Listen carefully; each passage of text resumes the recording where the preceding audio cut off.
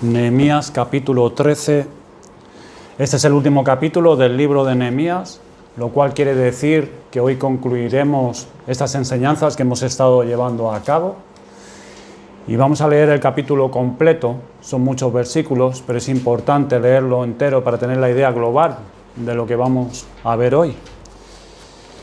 Nehemías capítulo 13. Dice así la palabra de Dios.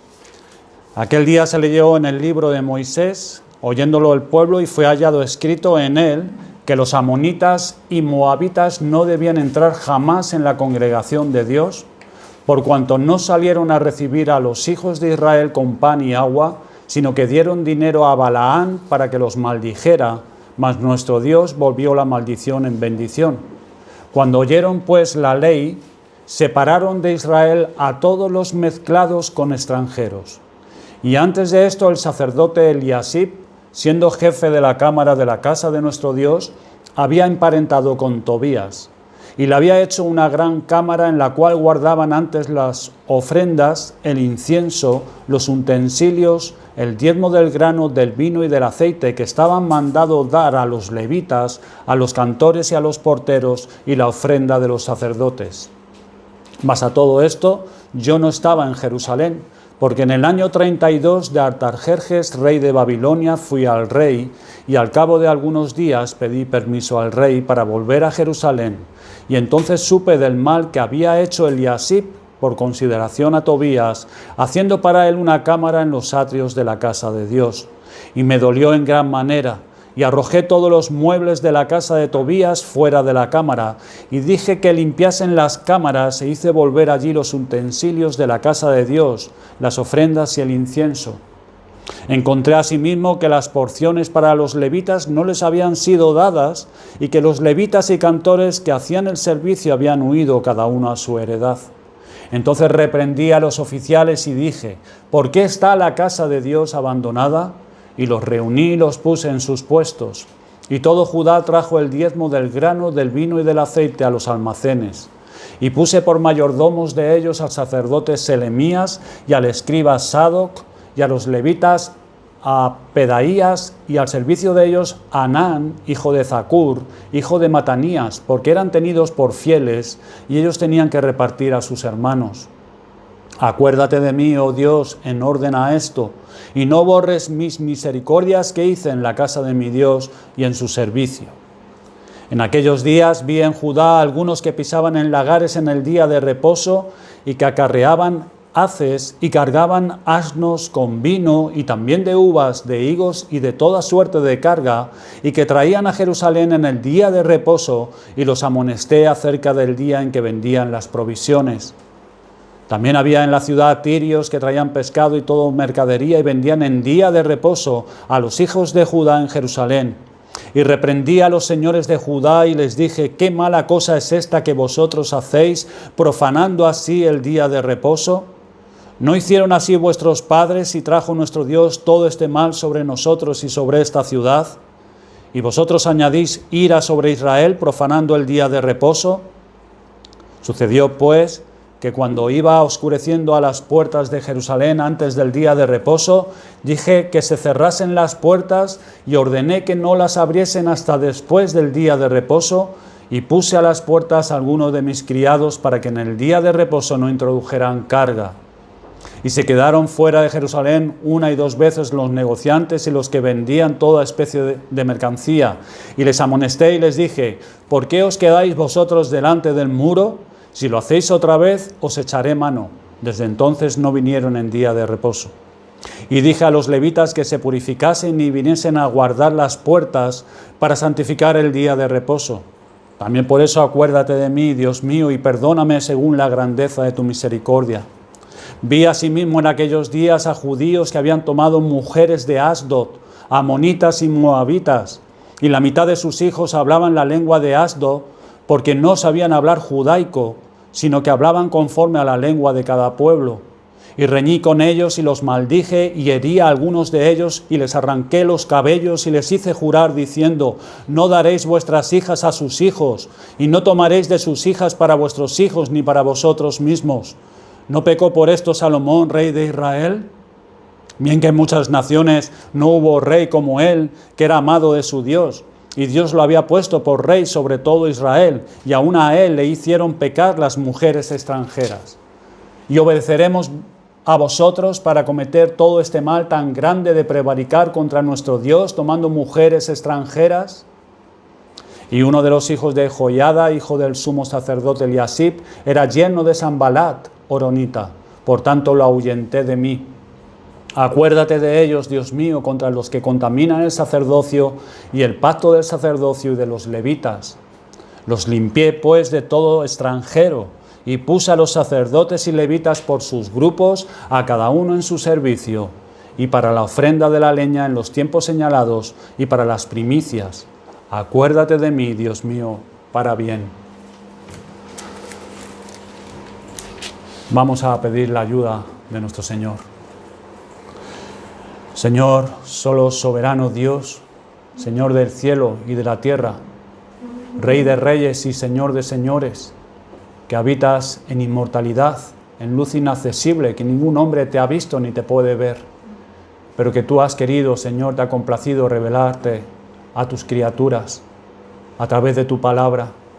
Por eso, Señor, ahora nos encomendamos a ti y te pedimos que abras nuestro entendimiento y que podamos, Señor, ser enseñados, recibir tu palabra y guardarla en nuestros corazones y en nuestras mentes. Señor, quita de nosotros toda distracción, todo prejuicio y toda predisposición contraria, Señor, al espíritu que hemos de tener a la hora de escuchar tu voz. Padre, ayúdanos, ten misericordia de nosotros, porque te lo pedimos en el nombre de Jesucristo. Amén. Amén. Cuando dos amigos después de un tiempo se vuelven a encontrar, se llenan de gran alegría. Empiezan a preguntarse el uno al otro por los acontecimientos que han sucedido en sus respectivas vidas. Llevan un tiempo que no se ven y cuando se encuentran, pues quieren saber cómo les ha ido, dónde han estado, con quién se han casado. Y es normal que pasen un tiempo recordando con alegría y nostalgia los buenos tiempos que disfrutaban cuando eran más jóvenes. Y también es muy común que antes de despedirse estos dos amigos, como todos los buenos amigos que se vuelven a encontrar después de un tiempo, se compartan su número de teléfono, se compartan su correo electrónico y añadan, mantengámonos en comunicación. Y algunos añaden, no te me pierdas, ¿no? Eso es común, ¿no? No te me pierdas. ¿Y qué sucede en muchas ocasiones? Que esa comunicación empieza muy bien, empieza con mucha euforia al principio por haberse reencontrado con ese viejo amigo, pero poco a poco, con el pasar del tiempo, esa relación, esa comunicación se va descuidando. Las llamadas cada vez son menos frecuentes hasta que se vuelven a olvidar el uno del otro. Y hasta que se vuelvan a encontrar por la providencia de Dios, si así el Señor lo dispone. Y algo similar, hermanos y amigos, puede ocurrir en nuestro andar con Dios, aunque la culpa nunca es de Dios. Podemos pasar mucho tiempo en la cercanía del Señor, en comunión con Él, creciendo en esa comunión con Dios, muy contentos, con mucho gozo del Señor, porque vemos ese crecimiento en nosotros, en esa comunión del día a día con nuestro Dios. Pero poco a poco, sin darnos cuenta, en varios momentos de nuestra vida, nos damos cuenta con tristeza que empieza a haber un enfriamiento en nosotros. Paulatino. Poco a poco, pero empieza a haber un enfriamiento en nosotros. Hay un alejamiento de Dios. Hermanos, un siervo de Dios dijo, cuando Dios parece estar lejos, ¿quién fue el que se movió? ¿Quién fue el que se movió? No Dios, nosotros. Siempre somos nosotros. Al final del libro de Nehemías, como acabamos de leer, vemos razón ya no para alegrarnos como vimos el domingo anterior en el capítulo 12, sino ahora mismo razón para llorar, para lamentarnos. El libro de Nehemías empieza con este siervo llorando de angustia en el capítulo 1, y el libro de Nehemías también termina con cierto llanto y con cierta tristeza, aunque por la gracia de Dios hubo restauración. Pero el cuadro que se nos presenta en este capítulo que acabamos de leer no es nada hermoso. Es un cuadro que nos recuerda esa tendencia natural en nosotros de enfriarnos espiritualmente. Nos recuerda que así como el agua, cuando nosotros la metemos en una olla y la hacemos hervir, aunque llegue a hervir, tan pronto como apagas el fuego, empieza naturalmente, de forma gradual, a volver a enfriarse. Así nos pasa a nosotros cuando nos alejamos del fuego. Cuando nos alejamos de nuestro Dios, poco a poco nos vamos enfriando, como veremos hoy que se enfrió el pueblo de Dios. Lo que vamos a ver en primer lugar es el desvío espiritual del pueblo de Israel.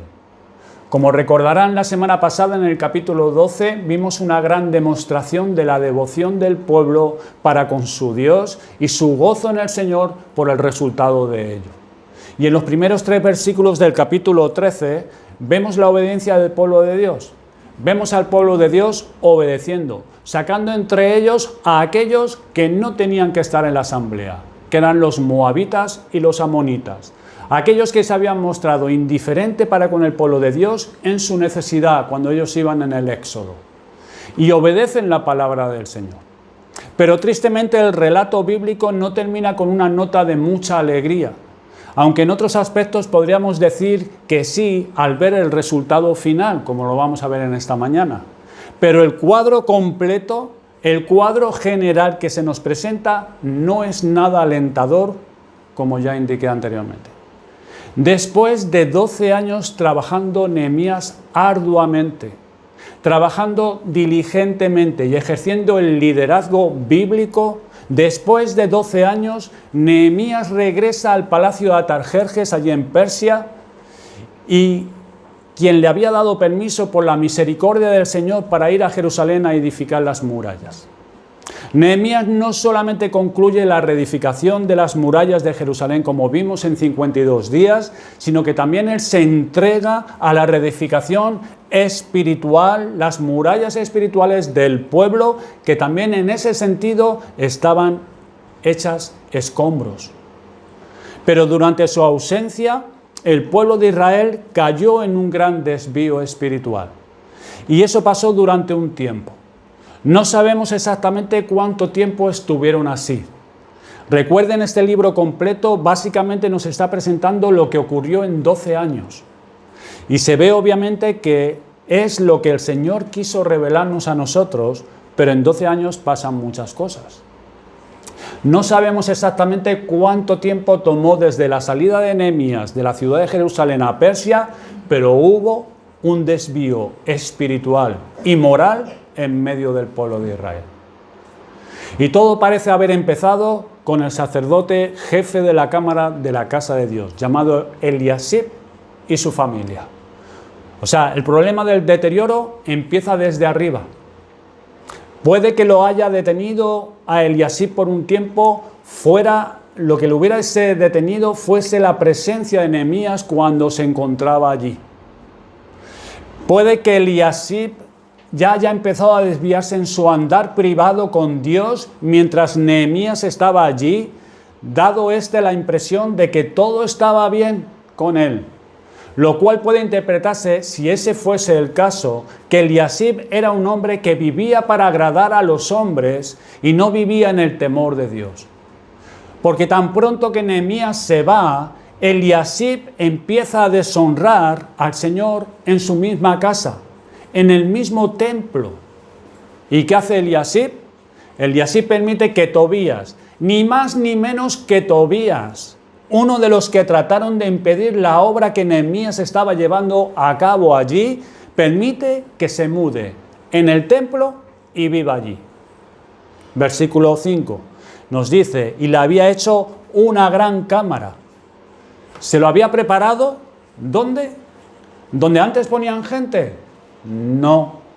No, en la cual guardaban antes las ofrendas, el incienso, los utensilios, el diezmo del grano, del vino y del aceite que estaba mandado dar a los levitas, que Dios había dado órdenes estrictas de que esa porción se le diese a los levitas y a los sacerdotes para su servicio en el templo. Ofrendas de cereal, vino, aceite, prescrito. Dios había dicho que se usara ese lugar para eso. Y Eliasib lo usó para poner a su pariente allí y quitar aquellas cosas de su lugar y ponerlas en otro lado. Según el versículo 10, hermanos, él dejó de proveer el dinero que debía dársele a los levitas y a los cantores, obligándoles a estos por tal acción a que se fueran a sus respectivos hogares. No había la porción que ellos debían de recibir, no comían, ni ellos ni sus familias, no podían ejercer su oficio, se tuvieron que ir cada uno a sus regiones, con lo cual la casa del Señor quedó también abandonada. En otras palabras, Eliasib se desentendió de estos siervos del Señor que trabajaban en la obra, en el templo. Otra evidencia del liderazgo débil, carnal y complaciente de este principal sacerdote fue que en el día de reposo, en el día santo del Señor, se convirtió en un día común, en un día de negocios. Miren el versículo 15. En aquellos días vi en Judá a algunos que pisaban en lagares en el día de reposo y que acarreaban haces y cargaban asnos con vino y también de uvas, de higos y de toda suerte de carga, y que traían a Jerusalén en el día de reposo, y los amonesté acerca del día en que vendían las provisiones. ¿Cómo tuvo que haber quebrantado esto el corazón de Nehemías, de este siervo del Señor? Los deja muy bien, con gozo. Regresa y encuentra este cuadro de violación de la ley de Dios. Otra señal del gran deterioro espiritual que había sobrevenido sobre el pueblo de Israel fue que los hombres empezaron a casarse con mujeres paganas. Es una cosa tras otra cosa, una tras otra, una tras otra. Y se nos presenta aquí de una forma gradual. Y vi esto, nos dice, y vi esto, y vi esto, y vi lo otro. No fue como cuando, ustedes recuerdan, él estaba en Persia y vino uno de sus hermanos, uno de sus parientes, a contarle cómo estaba la situación de Jerusalén. ¿Se acuerdan? Anani. No. Él vio esto. Él estaba allí y vi esto y vi lo otro. Los hombres empezaron a casarse con mujeres paganas, lo cual, entre otras cosas, alejó el corazón de ellos, del Señor. Tanto así que ni sus propios hijos hablaban el idioma judaico. No hablaban el idioma judaico, sino el idioma de las naciones paganas, según el versículo 24. Y la mitad de sus hijos hablaban la lengua de Asdod, porque no sabían hablar judaico, sino que hablaban conforme a la lengua de cada pueblo. Esto es, de la mujer que se habían casado ellos. Hermanos, por todas estas cosas, la existencia misma de la nación se veía en peligro de que fuera destruido todo lo que había tomado tanto tiempo lograr. Qué desvío tan grande, después de haber llegado tan lejos en su vida espiritual como pueblo de Dios. ¿Cuál había sido la resolución que el pueblo de Dios había tomado, que se recoge en el capítulo 10, versículo 39? Dice, no abandonaremos la casa de nuestro Dios. Nehemías regresa y ve todo lo contrario. Pero la situación había llegado a un nivel tal que Nehemías regresa y tiene que preguntarles en el capítulo 13, versículo 11, ¿por qué está la casa de Dios abandonada? Ellos, anteriormente, no abandonaremos la casa de nuestro Dios. Pero ahora Nehemías tiene que hacer la pregunta, ¿por qué está la casa de Dios abandonada? El pueblo que con tanto gozo Nehemías dejó al haber visto su entrega al Señor, ahora el mismo pueblo quebranta su alma. El desvío espiritual del pueblo de Dios. En segundo lugar, veamos una segunda reforma. Una segunda reforma. El pueblo de Dios siempre se ha de estar reformando. No es un asunto de un momento. Nehemías logró una gran reforma, pero ahora vemos que Nehemías tiene que llevar a cabo una segunda reforma. Uno tan solo puede imaginarse cómo pudo haberse sentido Nehemías cuando oyó sobre el desvío espiritual del pueblo de Dios, no mucho tiempo después de su partida, Al principio del libro vimos cómo al recibir las noticias él llora, pero ahora vuelve a llorar de nuevo. Lo que había visto, lo que había escuchado, le había causado mucha tristeza a este siervo del Señor. Sin embargo, hermanos, la mala noticia que recibió esta vez no solamente le llenó de tristeza. Podemos decir que le partió el alma, y todo por su amor a Dios y su profundo deseo de ver que Dios fuese glorificado en medio de su pueblo. Por eso en el versículo 8, en la primera parte del versículo dice, y me dolió en gran manera. Y me dolió en gran manera. La situación ahora era mucho peor que la primera. Tanto así que él se molestó en darse de nuevo el difícil y largo viaje de más de 1000 kilómetros de Persia otra vez a Jerusalén por la situación tan urgente. Es en las situaciones más difíciles, hermanos, donde se pone a prueba la calidad de un líder. Ahí se verá realmente si ese líder tiene temple, firmeza, fidelidad que Dios demanda de él, o si está hecho de papel. Ahí es donde se va a ver lo que es un hombre. De ahí que vemos otro despliegue del liderazgo espiritual de este gran hombre de Dios, llamado Nehemías. Porque es en situaciones difíciles cuando se ve el carácter de ese hombre, lo que realmente es ese hombre. Y aunque ya hemos visto en otros capítulos varios rasgos del liderazgo de este siervo de Dios, es inevitable que este texto nos obliga de nuevo a contemplar otros rasgos más de Nehemías. Y creo que uno de ellos, que lo hemos visto ya, pero es importante verlo de nuevo, es que Nehemías no era la clase de hombre que hoy es una cosa y mañana es otra cosa. Él seguía haciendo lo que el Señor le había mandado hacer. En tiempos más difíciles, en tiempos menos difíciles. En tiempos donde él podía sentirse más frustrado con un pueblo que le había dedicado 12 años de su vida. Y aunque estoy refiriéndome al carácter del hombre como líder, ya sea líder en una iglesia, líder en su hogar, realmente este carácter lo tienen que tener todos los cristianos. Tanto hombres como si no es pastor, como si un creyente normal, como las hermanas. Este es el carácter que todo cristiano tiene que tener. Por eso les digo que cuando me refiero a líder no digan las hermanas o los hermanos, no, pues esto ya no va conmigo, esto va con, a ver dónde hay el líder, a ver quién es el líder. Para todos los cristianos, este es el carácter de un verdadero cristiano. Hermanos, él podía haberse sentido frustrado. 12 años de su vida invirtiéndolo, se va, no sabemos cuánto tiempo tarda, vuelve y se encuentra con todo esto. Ahora parece que sus 12 años no sirvieron de nada, pero él no se da por vencido. Nehemías ejerce el liderazgo que Dios le había dado. Por eso vemos aquí en primer lugar a un hombre de fuertes convicciones.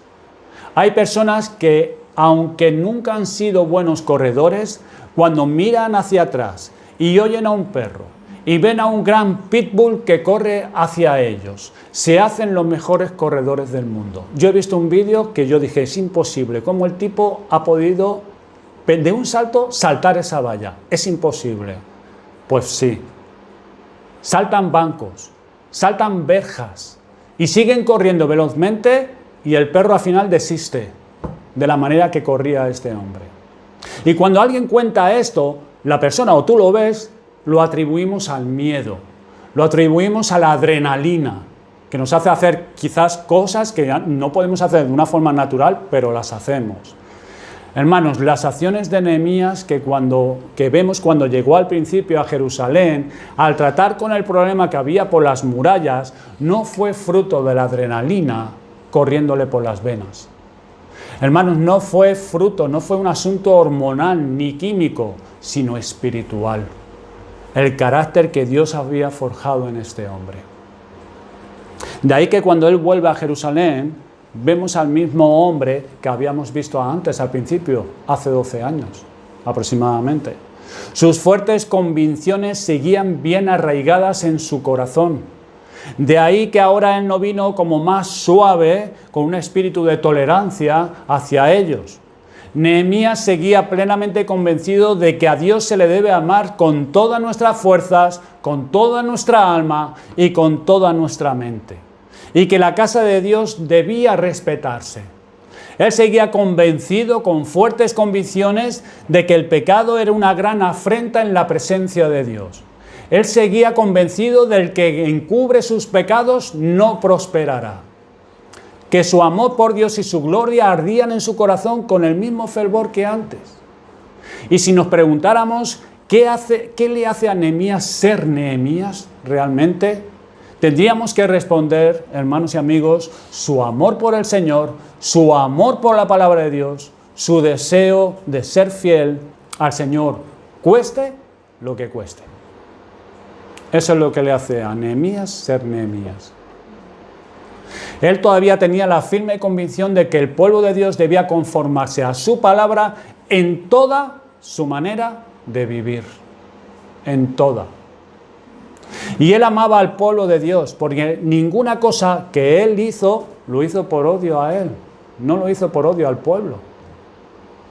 Fueron cosas fuertes que él tuvo que hacer. Lo hemos leído. Fueron cosas fuertes. Pero fue por amor al pueblo de Dios, porque él quería su bien espiritual. Nehemías quería la bendición de Dios sobre ellos, y que él como líder sabía que no podía presentar excusas. Nehemías sabía que como líder debía declararle la guerra a todo pecado. Y vemos en Nehemías un hombre de fuertes convicciones. En segundo lugar, vemos en Nehemías a un hombre de gran valentía. Él lanza las pertenencias de Tobías a la calle. Llega a Jerusalén, se entera, ve esto, entra dentro del templo, dentro de ese aposento, coge las cosas de Tobías y las echa a la calle. Es una decisión fuerte y valiente, ¿verdad? En su ausencia, nadie se atrevió a hacerlo. Nadie se atrevió. De eso nos habla el versículo 8. Y en los versículos 11, 17 y 28 se nos dice que él se encara frente a frente a los nobles. No les manda un mensaje con un siervo suyo, ve y dile a los nobles esto. No confrontó a los nobles, pero con todo respeto. Y los reprendió a todos. Y aplica la disciplina a unos cuantos de ellos, como hemos leído. Trata directamente con la profanación del día de reposo. Trata con la limpieza de los aposentos de la casa de Dios. Trata con el problema también que había de los diezmos y de las ofrendas. Y trata de forma radical con el asunto de los matrimonios paganos. Cada uno de los problemas que él confrontó, él lo trató con gran valentía.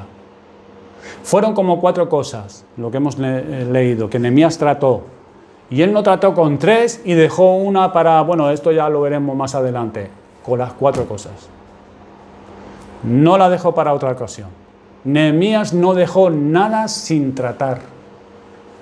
Nehemías no veía estas cosas como meros asuntos de juicio personal, sino como infracciones a la ley de Dios, las cuales debían confrontarse y encararse radicalmente. Y así lo hace él.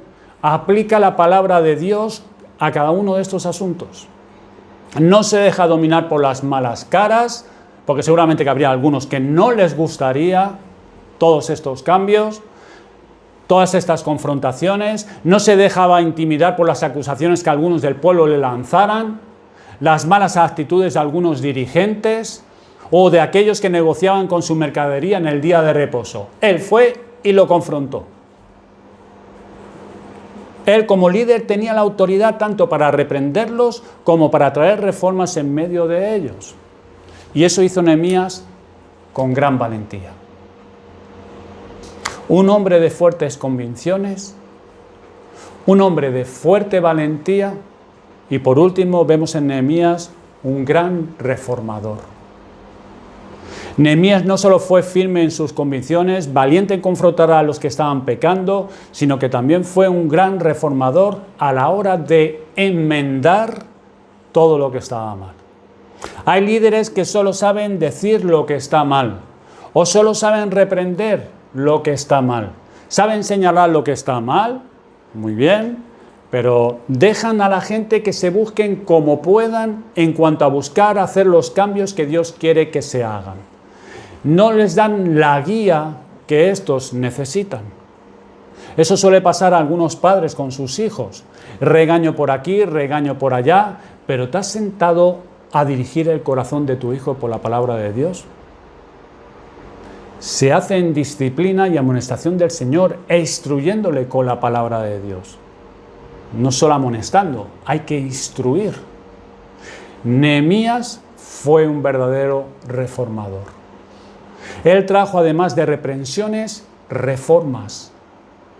Por eso, en primer lugar, vemos que los aposentos del templo fueron restaurados.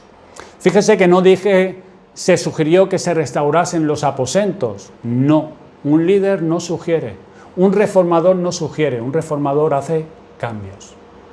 Y todos somos reformados, todos, Iglesia Bautista Reformada, todos somos reformados, todos tenemos que hacer cambios.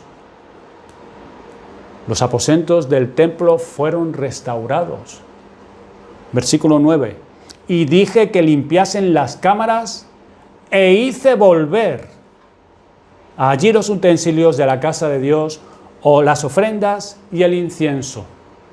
Tuvo que venir Nehemías recorriendo de nuevo más de 1000 kilómetros, hermanos, para resolver lo que nadie se atrevía a resolver y a confrontar al jefe de los sacerdotes y a los nobles y oficiales. Coger las cosas de Tobías y echarlas fuera a la calle para volver a poner de nuevo las ofrendas en su lugar. ¿Dónde están las cosas de Tobías? En la calle. Ese es su lugar, diría Nehemías. En la calle. Bien le pudo recriminar a Eliasí, que prefirió honrar antes a su pariente que a Dios. Nehemías le pudo haber dicho, yo lo puse ahí. Y ahí se quedan las cosas del Señor. Yo puse en esos aposentos lo que debía haber estado siempre allí. Por otro lado, los diezmos también fueron restituidos. Vemos aquí reformando esta área también, versículo 12. Y todo Judá trajo el diezmo del grano, del vino y del aceite a los almacenes.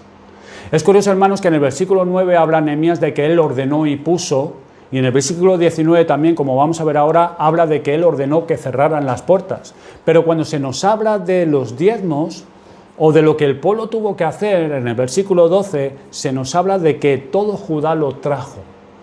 No dice que Nehemías lo ordenó, sino que lo trajo de una forma voluntaria, lo cual puede ser que él ganó el corazón de esta gente y los llevó a ver que estaba mal, los llevó a ver que no estaban agradando al Señor y los persuadió con la palabra de Dios, y por lo menos como se expresa, se ve que fue voluntario, porque el pueblo de Dios lo trajo nuevamente. El pueblo de Dios vio con la palabra de Dios que eso era justo y lo trajo voluntariamente.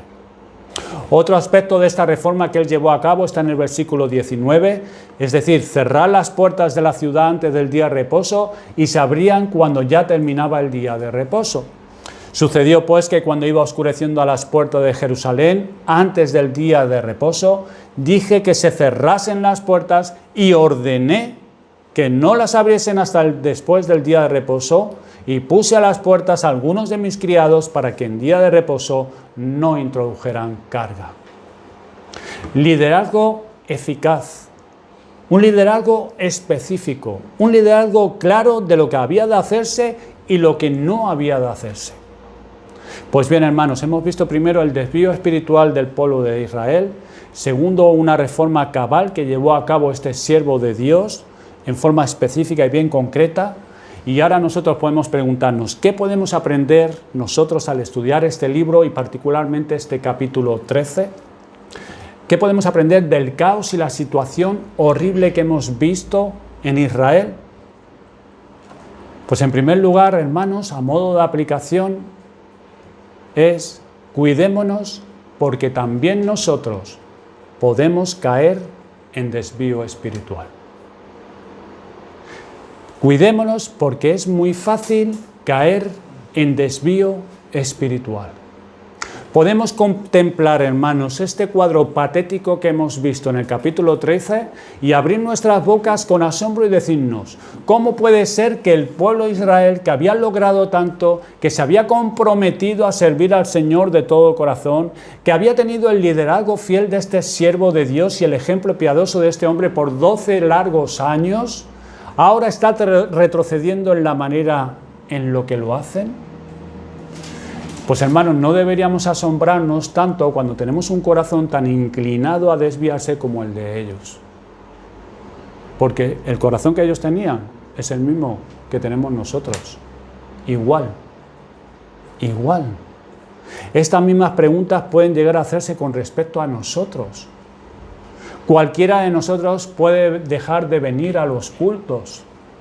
Cualquiera de nosotros puede dejar de cumplir con sus responsabilidades y deberes espirituales, en privado y en público también. Siempre comienza en privado, primeramente. Cualquiera de nosotros, ya sean pastores o ya seamos hermanos normales, que llevan 15 años, que pueden llevar 25 o 40 años aquí. Cualquiera de nosotros, si no se cuida, con toda facilidad se irá deteriorando espiritualmente y poder llegar a un desvío. Cualquiera de nosotros, de los que estamos aquí. Yo he percibido cuando yo me estoy desviando. Cuando me he deteriorado espiritualmente. ¿Cómo me voy deteriorando? No viene de repente, es gradual. Gradual. Hermano, hermana, ¿lo percibes tú también? ¿Percibes cuando tú gradualmente te vas enfriando y te vas deteriorando? Y como quizás como él y así podemos aparentar como que no pasa nada, que todo está bien, pero tú lo percibes. La pregunta es, ¿qué hemos hecho cuando empezamos a notar que estamos leyendo por leer la palabra de Dios? ¿Qué estamos haciendo cuando tú has percibido esto en ti, que empiezas a leer la palabra de Dios por leerla solamente? Cuando estamos notando que después de leer eso que hemos leído, no seguimos meditándolo durante el día. Y cuando llega la tarde, noche, intentamos hacer rápidamente un recordatorio qué es lo que hemos leído y no sabemos ni lo que hemos leído porque ni nos acordamos. Que llega a la tarde y no te acuerdas de lo que has leído en la mañana. Que estas cosas que hemos leído no afectan nuestros corazones. ¿Qué estamos haciendo cuando tú ves que no te afecta la palabra de Dios? Cuando notamos que no somos tan impactados por la palabra de Dios como antes. Cuando ese hábito piadoso de exponernos a la palabra de Dios lo vamos sustituyendo por otras cosas, por cosas vanas. Tenemos que actuar en dependencia de Dios, porque si no actuamos, no solo me deterioro, sino que podemos llegar a apartarnos del Señor. Apartarnos del Señor. ¿Y cómo sabemos si ese es nuestro caso? Al creyente debe importarle este asunto. Al creyente debe importarle esta pregunta. ¿Cómo sé yo si ese es mi caso? ¿Cómo es si yo realmente estoy en ese proceso de enfriamiento espiritual y me estoy deteriorando? Este pasaje podemos ver algunas señales del desvío espiritual. En primer lugar, nos estamos desviando cuando tendemos a justificar nuestra mala conducta. Cuando empezamos a justificar nuestra mala conducta. Tendemos a justificar nuestra mala conducta, lo que antes veíamos como algo malo y pecaminoso, y lo condenábamos y lo confesábamos tan pronto como lo cometíamos, ahora ya la cosa cambia. ¿Cómo? Pues ahora estamos dándole vueltas y vueltas a nuestra mente si realmente eso lo condena la Biblia. ¿Realmente eso lo condena la Biblia? ¿Realmente eso es para el tiempo de hoy o era para aquel tiempo?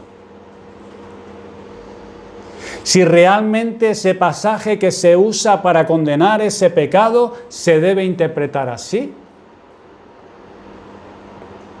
Si realmente no es que nuestros pastores están siendo demasiado estrictos o incluso nosotros mismos estamos siendo demasiado estrictos y estamos cayendo como en un celo fanático. El pueblo de Israel leyó en la ley de Moisés que Dios había dicho que los amonitas y moabitas no debían entrar jamás en la asamblea de Dios y empezaron a sacar gente de allí. Mujeres, niños, hombres, los sacaron de allí. Y eso podemos leerlo en los primeros versículos del capítulo 13. Pero Mister Eliasib no solo no expulsó a Tobías, sino que le prepara un aposento donde él sabía que no se le permitía estar allí, justificando su mala conducta. Razón. La única razón que podemos pensar es lo que leemos en el versículo 4, que dice que era pariente suyo. Y más adelante dice que encima lo favorece. Eliasib pudo pensar, ¿es mi pariente? Dios dice que hagamos bien a los nuestros. ¿No dice Dios misericordia quiero y no sacrificio? ¿Cómo no voy a favorecer al que es carne de mi carne y sangre de mi sangre? Pudo pensar cualquier cosa, pero justificando su mala conducta. Así actúa el que se está desviando espiritualmente. Puede estar abrigando cometer cualquier pecado que sabe que es contrario a la palabra de Dios y justificarse porque otros hombres de la Biblia pecaron en el mismo pecado. Pero no pecó David. Pero fue restaurado David. Él piensa, pecó y el Señor lo restauró. Y va abrigando esa idea. Justifica su mala conducta. Ese es el que se está desviando espiritualmente. Eso es una señal de desvío. Está por hacer algo que sabe que no agrada al Señor y ahí está inventándose cualquier excusa para calmar su conciencia antes de cometerlo, y después de cometerlo usa otra táctica para que la conciencia no se le despierte. Y por estar tan mal espiritualmente casi siempre se le ocurre una buena razón para hacer lo que no debe de hacer. Alerta mi hermano, alerta mi hermana si tú ya has caído en algo así, porque eso es señal muy peligrosa para todos nosotros, muy peligrosa. Y una señal bien clara que está habiendo un desvío espiritual. Clama al Señor y busca ayuda. Otra señal que se nos menciona y podemos ver aquí es cuando otras cosas vienen a ocupar el lugar de Dios en nuestras vidas. Cuando otras cosas vienen a ocupar el lugar de Dios en nuestras vidas. Y esto lo podemos ver ilustrado en la manera que Eliasib, el sumo sacerdote, sin aparentemente pensarlo dos veces, saca todas esas cosas consagradas del templo, dedicadas a Dios y para el servicio a Dios, como dice el pasaje, para favorecer a Tobías. Cuando hemos caído o estamos cayendo en un desvío espiritual, lo de Dios lo ponemos a un lado y ya así no nos molesta tanto. Ponemos a un lado su palabra, por eso ya no la leemos como antes. Ponemos a un lado la oración y por eso ya no hablamos con nuestro Dios como antes lo hacíamos. Ponemos a un lado la adoración y nos concentramos en cosas de menos importancia, y todo esto sucede porque en nuestro desvío otras cosas vienen a ocupar el lugar de Dios. No es tan solo que ponemos a un lado la lectura de la Biblia, es que ahora hay algo que leemos, vemos o nos interesa más que la Biblia. No es tan solo que ponemos a un lado la oración, sino que ahora dedicamos más tiempo a hablar con las personas más que con Dios. No es que ponemos a un lado completamente la iglesia, no es que dejamos de asistir a los cultos así de repente, pero ya no salimos de este lugar impactados por habernos acercado a la palabra de Dios.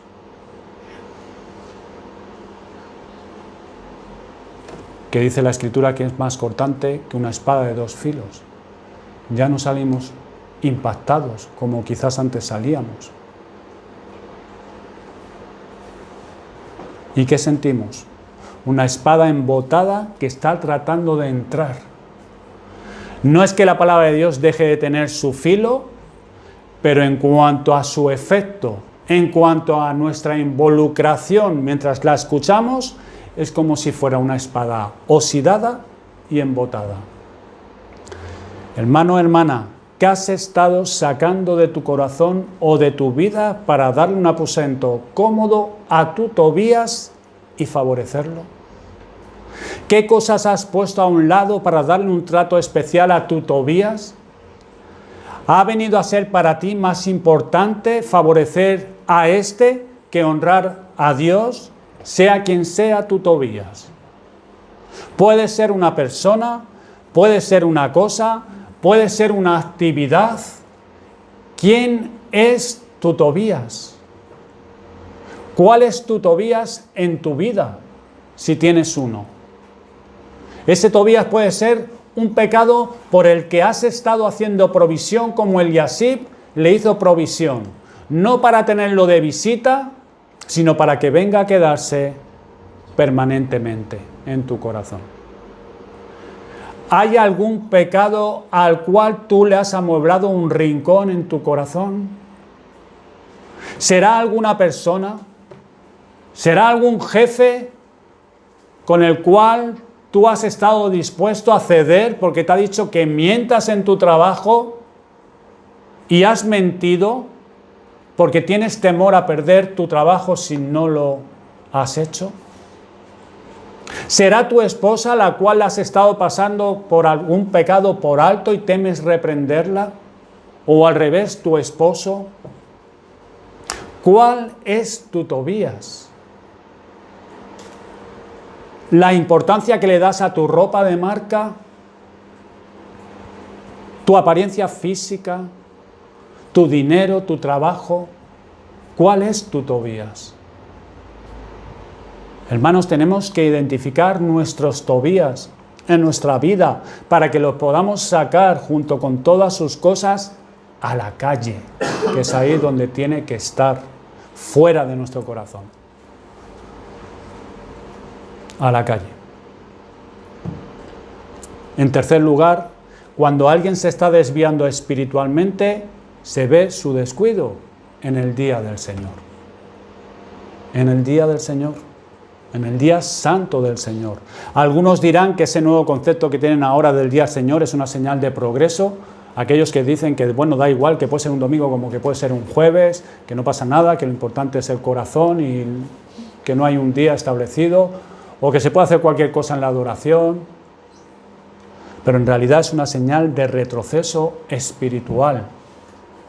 Y este pasaje nos muestra cuando el pueblo de Dios no anda bien con Dios. Un fruto inevitable es que la santificación del día del Señor se ve afectada. Sí o sí, se va a ver afectada. Es inevitable. En otras palabras, lo que el pueblo de Dios hace del cuarto mandamiento dice mucho de su condición espiritual. Porque el día de reposo no se instituyó como un ritual judaico, como dicen muchos, pero eso es la ley de Moisés. No, hermanos, amigos, se instituyó desde la misma creación. Y si acaso algunos no lo sabían, yo se los digo, Adán y Eva no eran judíos. No eran judíos.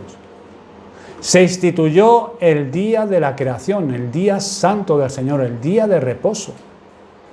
Hermanos, no se puede negar, para el que se está deteriorando espiritualmente, el día del Señor poco a poco va perdiendo su gloria. Ya nos alegran con aquellos que le dicen a la casa del Señor iremos. Ya no dicen las palabras del Salmo 118, este es el día que el Señor ha hecho, regocijémonos y alegrémonos en Él.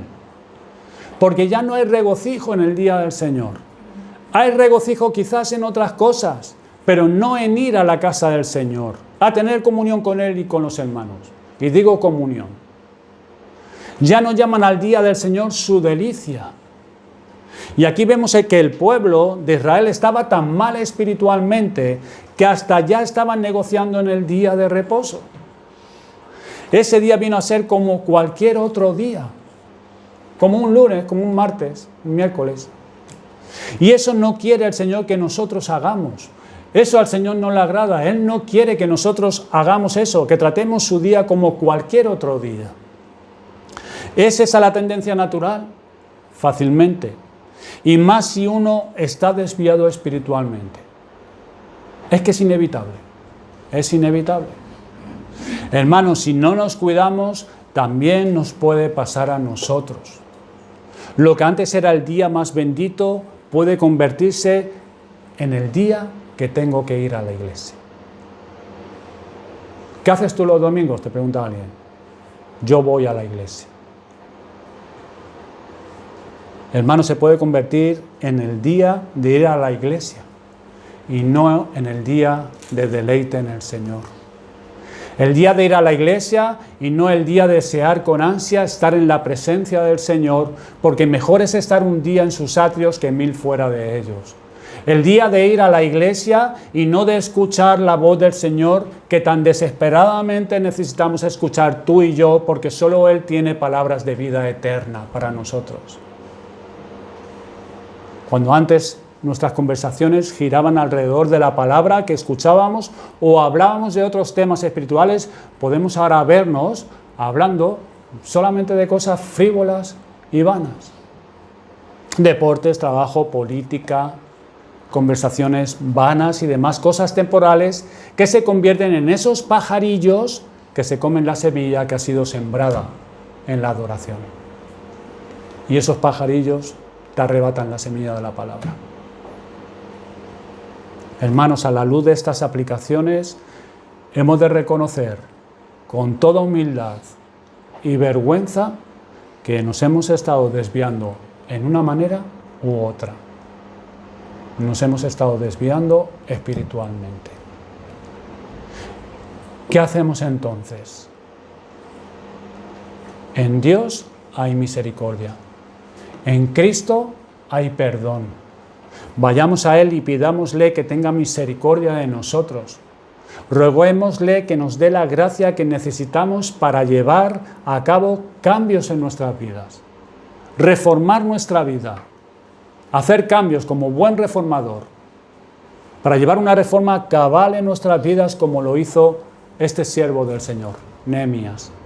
¿Y cómo lo hacemos? ¿Cómo hacemos esos cambios? Pues no conformándonos con que Dios nos lo haya mostrado por su palabra y lo hayamos visto. Ya está. Yo lo he visto. Y nos conformamos con eso. Por un lado, debemos sacar a todos los Tobías de nuestro corazón por la fuerza y lanzando todas sus cosas fuera. Tratando con esa área pecaminosa nuestra. Identificándola, confesándola, sacándola fuera, aunque te duela. Aunque te duela, hay que sacarlo fuera. Tratando con nuestra desobediencia en nuestras vidas. Hermanos, no pongamos parches en nuestras vidas. No nos enfoquemos en unas áreas ahora y dejemos lo que tenemos que tratar. Pero tratémoslo no gradualmente, sino radicalmente, como hizo Nehemías. Radicalmente. Porque el pecado no se le puede tratar gradualmente. No se hace tregua con el pecado. Nehemías no le clavó un aviso de desalojo en la puerta a Tobías avisándole que dentro de 7 días lo iba a echar. No. Él fue, sacó todas sus cosas, lo sacó a él y a todas sus cosas, a la calle. Este no es tu lugar, venga, para la calle. Lo sacó inmediatamente. Nehemías no le permitió seguir acomodándose en el lugar que no le pertenecía a él. En este corazón tuyo y mío, hermano, hermana, ningún pecado debe acomodarse. Ningún pecado.